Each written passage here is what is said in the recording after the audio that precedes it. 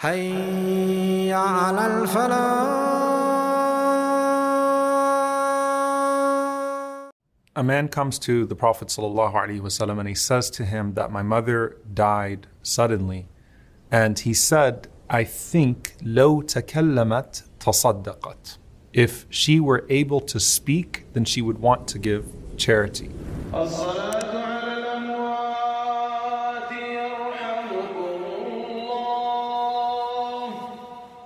So he asks the Prophet ﷺ, so can I give charity on her behalf? And the Prophet ﷺ says to give charity on her behalf. Now, the reason why I start with this narration is because look at the point that he started from. If she could speak, what would she want me to do? If she was able to tell me, what would she tell me to do? Would she tell me to make my grave more beautiful? Would she tell me, the tombstone's not the right marble? It's not the right granite. Can you make it a little higher? Can you engrave it with this? Can you put Surah Al-Fatiha on it? Can you burn some incense on top of it? Make sure that you watch my favorite TV show for me.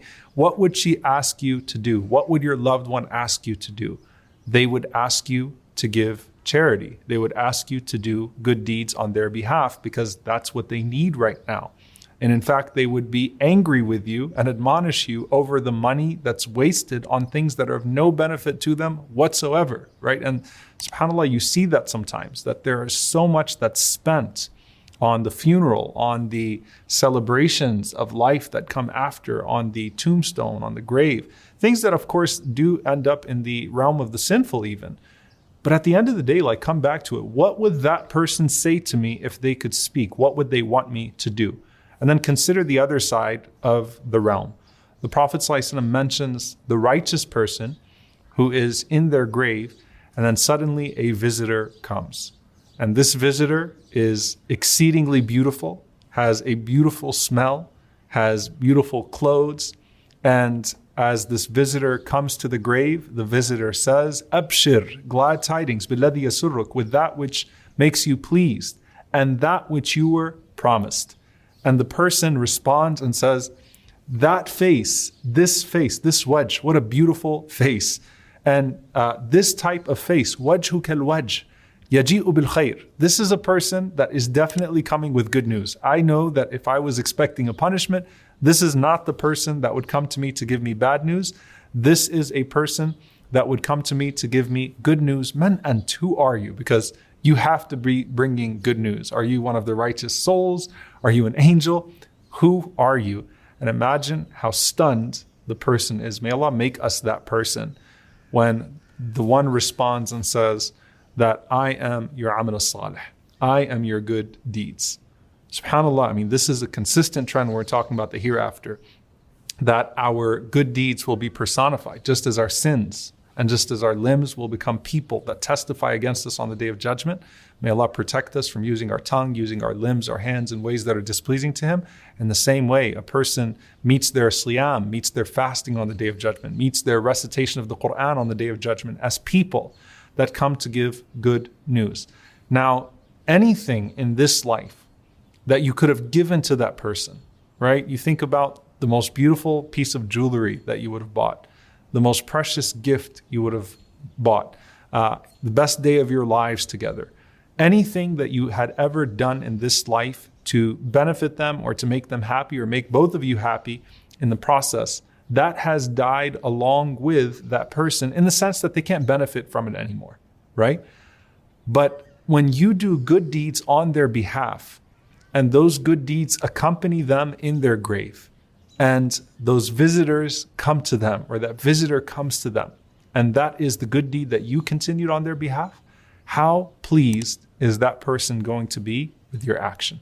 So I want to actually break this down into 5 things to do for the dead when they pass away, inshallah ta'ala. So you can actually remember these 5 things. And I'll start with this hadith, once again, in similar vein to the first one that we started off with. A woman comes to the Messenger of Allah sallallahu alaihi wasallam and also says, Ya Rasulullah, my mother has died and she had some fasting that she had to make up, some obligatory fasting that she had to make up. And the Prophet sallallahu alaihi wasallam says, do you see that if your mother would have died in debt, that you would have been expected, or you would have taken care of her debt? And the woman said, yes. The Prophet ﷺ said, then go ahead and fast on behalf of your mother. So thinking about the fasting, the siyam, as a part of a debt that is owed on her behalf. So you really want to think about it in terms of debts and deeds. But let's expand first the concept of debts. So we're going to go through 5 things. The first one, the scholars used to say, glad tidings to the one who dies and their sins die with them. Their sins die with them. You don't want to be dependent on someone else to pay off your debts or to go seek forgiveness on your behalf to someone who you hurt and you never got a chance to apologize to. So first and foremost, you think about yourself, that you don't want to be in that situation where you need someone to go do that for you. But when someone passes away, think about debts and harm in regards to other people.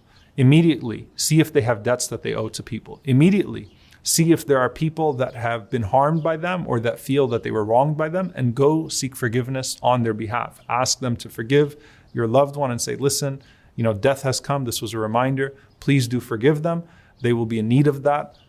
So let it go. Let's let the grudges die as well. And subhanAllah, in the end times, where you see the increase of riba, the increase of usury and interest, you see the increase of debt, and you see the increase of spiritual diseases, you see the increase of grudges and tensions and hatred between people. So this becomes that much more urgent for us to go and to seek forgiveness and pay off the debts on behalf of our loved ones in case they were there. So search for those. Number 2 are debts to Allah subhanahu wa ta'ala. Not that debts to Allah are less important, but I'm talking about the priority at the immediate time of death is to make sure that that person is only meeting Allah subhanahu wa ta'ala with the deeds between them and Allah, not the deeds that are between them and other people. So debts between them and Allah subhanahu wa ta'ala. This refers to obligations that they did not get to fulfill. And so this first and foremost starts off with the obvious, Hajj.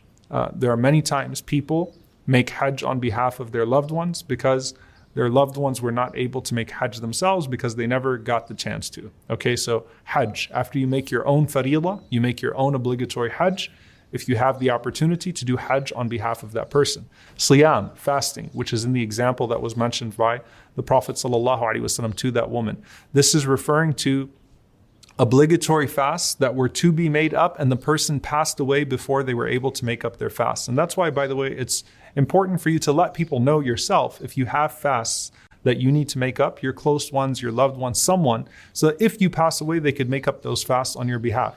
Why not salah? Why not prayer? Because prayer is an obligation at all times, no matter what your situation is, right? Hajj could be an obligation only when you have the capability and you just might not meet that financial and physical capability. Fasting, there are reasons for which a person will need to make up fasts.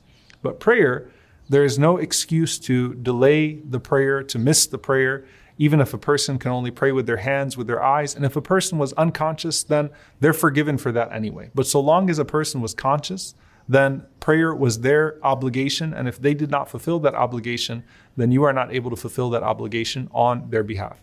So that takes care of the first 2 things. So debts to people and debts to Allah subhanahu wa ta'ala. Then come the deeds. And I'm going to categorize the deeds into 3, inshallah ta'ala, to make it easy. The first of those categories, meaning the third of this list of 5, are deeds that are an extension of the good that they inspired or taught themselves. Meaning what? Every time we do a good deed, guess who gets a share of that reward? Rasulullah sallallahu alaihi wasallam. Because without the Prophet sallallahu alaihi wasallam, we would not know how to pray. We would not know how to connect to our Lord. So the Prophet ﷺ gets a share of the reward every single time. If someone narrated the hadith that established that good deed and everyone acts upon that hadith, then the narrator somewhere in there, and we usually only mention the Sahabi, but everyone in the chain of narrators gets the reward bi'idhnillahi ta'ala for the deed that was inspired. A parent who taught their kids some sort of good, or a friend who taught their circle of friends or taught their community some sort of hasana, some sort of good, and the people act upon it, even if they're not intending every single time, this is on behalf of my parents who were taught by my grandparents, who were taught by their grandparents, or my friend who was taught by, no. Every time you act upon those deeds, inshallah ta'ala, that person is getting a reward of it, and that is the mercy of Allah subhanahu wa ta'ala that is far greater than the mercy that we could assign. So be great, right? Especially with parents, especially with people that taught you to do well. Continue to make progress to Allah, and that will be considered progress for that person as well, بإذن ta'ala. The fourth one, which is by far the largest category, are good deeds that are specified in the Sunnah. What I mean by that is that the Prophet ﷺ said that these particular deeds benefit a person after their death. First and foremost, we already mentioned dua, right? So dua, starting off with istighfar, with seeking forgiveness. Then you see sadaqah. And the best type of sadaqah is sadaqah jariyah, a continuous charity, one that continues to flow. So for example, the Prophet ﷺ specifically told Sa'd ibn Ubadah radiallahu ta'ala anhu to construct a well for his mother. And Sa'd ibn Ubadah even donated a garden for his mother. So the types of projects that are ongoing sadaqah are the best type of sadaqah, but any type of charity on behalf of the deceased, bidnillahi ta'ala, is accepted. And of course, when it comes to dua, a righteous child's dua is better than the dua of anyone else, right? So dua, sadaqah jariyah being the first of them. Can I do hajj and umrah even if a person has fulfilled their obligatory hajj? Yes, you can do hajj on behalf of a person. You can do umrah on behalf of a person. SubhanAllah, I once met a person in one of my own groups who was doing hajj on behalf of Imam al-Nawawi, rahimahullah ta'ala. I said, SubhanAllah, why Imam al-Nawawi? He said, because Riyadh al-Salihin changed my life.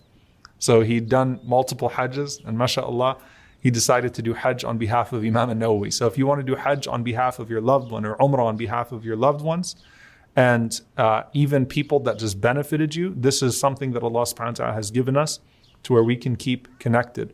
Knowledge that is of benefit, okay? Knowledge that continues to benefit. So again, that's inspired knowledge, and that is purchasing something or extending a school or funding da'wah, funding beneficial knowledge, right? On behalf of that person. The Prophet ﷺ mentioned visiting and honoring the family and friends of the person that has passed away. This is beautiful. He did it, sallallahu alaihi wasallam, with Khadija radiallahu anha, with her family and her friends. He would always send a share on her behalf. And we also find Abdullah ibn Umar radiallahu ta'ala anhuma honoring the children of his father's friends, subhanAllah, as a means of honoring his father. So these are deeds that are specified in the sunnah of the Prophet sallallahu alaihi wasallam, right? And they broadly fall within the category of dua, charity, and beneficial knowledge, right? So doing one of those things or funding something within that category, don't pay someone to make dua, right? That's different. But funding a beneficial project, funding something, inshallah ta'ala, all of that will be an extension. The fifth category are all good deeds that are done on their behalf. What is the ruling on isal al-thawab, on good deeds in general, reaching them? Meaning, can I do any good deed, like reading Quran, for example, or anything else, right? In terms of offering a nafila, a prayer on their behalf. All of the ulama would say that you could read a khatam Quran, for example, and then the dua that you make at the end of khatam Quran, for example, you could dedicate that dua to making dua for the person. But then the difference of opinion comes to the deeds that the Prophet ﷺ did not specifically mention, whether or not there is a limit on those deeds. You'll find that a large number of scholars have said that all good deeds, based on an analogy of what the Prophet ﷺ has mentioned, all good deeds that are, of course, specified, legislated good deeds themselves, count as on their behalf with a proper intention. And inshallah ta'ala, that would count. But what I would say, and Allah knows best, is for the most part, right, stick to as much of what the Prophet ﷺ has specified. And inshallah, there's no harm in doing other good deeds on their behalf. May Allah subhanahu wa ta'ala accept them all. And the second thing that I would say is avoid ritualizing those deeds. This is where it starts to fall out of difference of opinion to just blameworthy, where a person starts to say, after 3 days we'll do this, after 10 days this, 40 days, 1 year we'll gather here, bringing in the food, the parties. When we overly ritualize these things, then you come out of difference of opinion and you go into the blameworthy. So I'm going to repeat the 5 things, inshallah ta'ala, once again. Debts to people, debts to Allah subhanahu wa ta'ala, and then deeds that are inspired by that person, are an extension of that person, and then deeds that are specified in the sunnah, and then lastly, all good deeds, bi'idhnillahi ta'ala. May Allah subhanahu wa ta'ala accept them all on behalf of that person that has passed away.